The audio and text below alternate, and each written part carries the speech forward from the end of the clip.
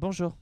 2 ans et demi après le triomphe des Bleus lors de la Coupe du Monde de football en Russie, j'ai réussi à décrypter chaque match des Bleus pour mieux comprendre quelles ont été les clés de la réussite, de la victoire. J'ai analysé chaque étape du tournoi et la tactique de Didier Deschamps est alors apparue claire dans mon esprit.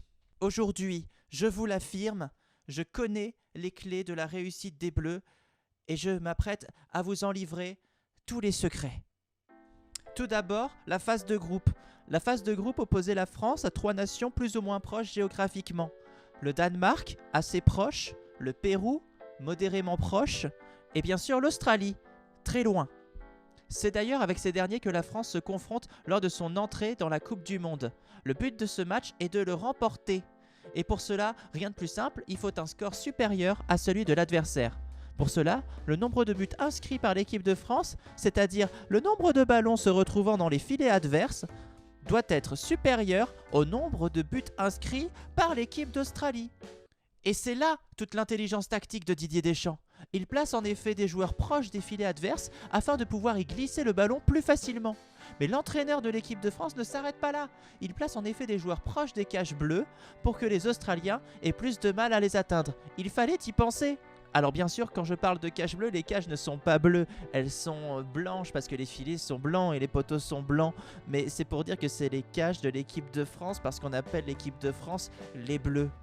Sachant qu'un seul joueur peut être autorisé à prendre le ballon des mains dans la surface de réparation lors d'un match, Didier Deschamps ne se prive pas pour donner des gants à un de ses joueurs savamment appelé gardien de but et qui sauve la cage de plusieurs tirs adverses. La démonstration est implacable, le score reste ainsi supérieur. Par la même méthode, Didier Deschamps remporte son 2e match contre le Pérou.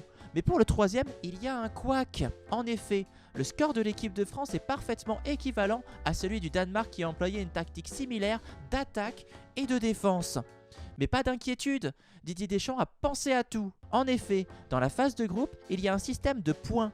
Et la France ayant remporté déjà 2 matchs, elle accumule ainsi 6 points, 3 par match remporté. Un match nul, quant à lui, offre un point à chaque équipe.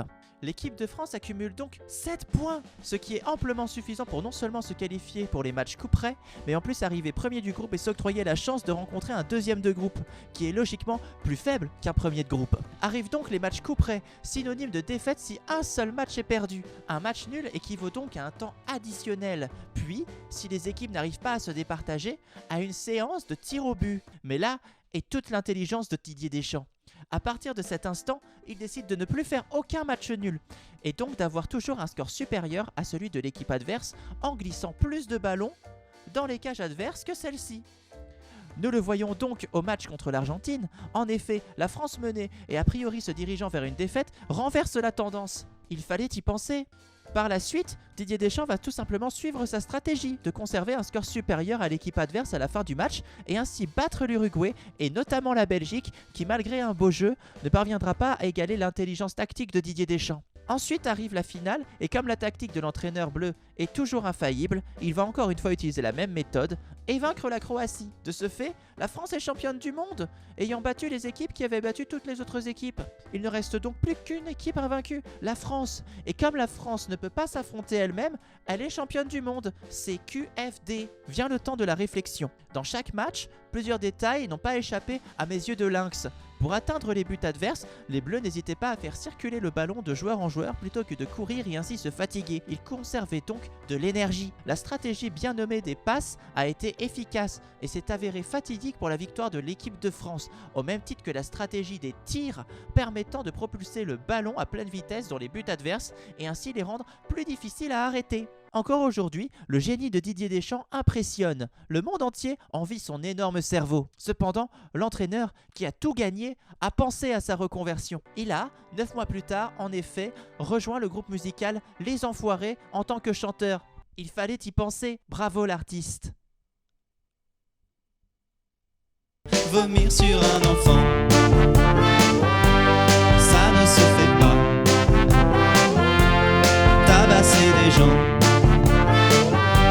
c'est pas très sympa.